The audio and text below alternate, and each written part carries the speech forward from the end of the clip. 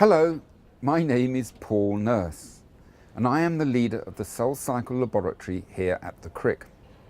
Our lab is interested in the global networks that regulate the eukaryotic cell cycle and cell growth. These processes are central to the development of all living organisms and can become deregulated in diseases such as cancer. We investigate these processes using the model eukaryote fission yeast. Extensive genetic, genomic, proteomic, cell biological and biochemical tools are available for research using this yeast. Our lab has constructed a genome-wide gene deletion collection for systematic genetic screens and has developed a range of single-cell methodologies for fission yeast. These include advanced microscopy, microfluidics, and automated image analysis. A major project in the lab is centered on the cyclin-dependent kinases, or CDKs.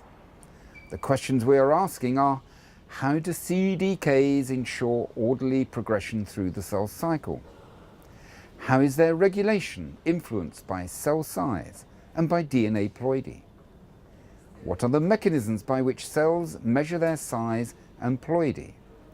How do they input this information into CDK activity?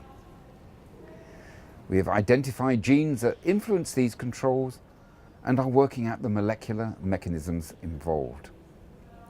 We have shown that temporal ordering of cell cycle events is brought about by the increase in CDK activity that occurs as cells proceed through the cell cycle.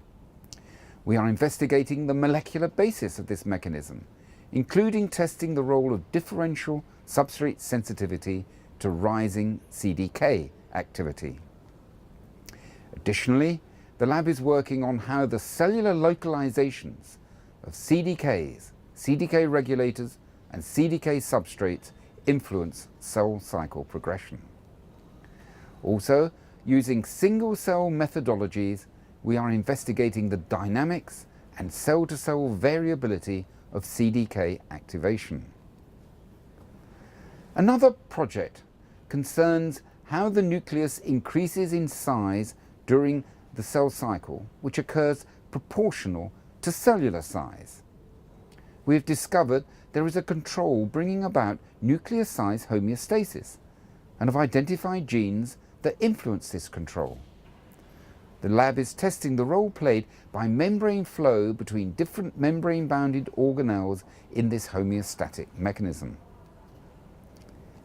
The TOR protein kinase are important for regulating overall cell growth.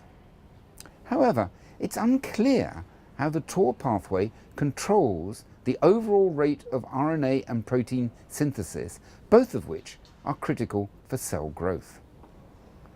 The lab is carrying out a phosphoproteomic analysis of TOR pathway phosphorylation to better understand this regulation.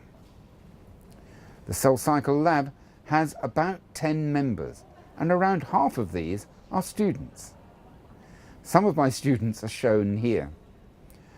I encourage students to undertake bold new projects on problems that they are personally excited about. The lab environment is very supportive and lots of freedom is given to each individual researcher. When a student or a postdoc enters the lab, they develop a project with me and then develop it further during their time at the Crick. So if you're thinking about joining us, look at the Cell Cycle Laboratory website and our research papers, learn more about what we are doing, and if you are interested, you should put in an application. The lab is always keen to take on new, enthusiastic students and researchers. Thank you for listening to me.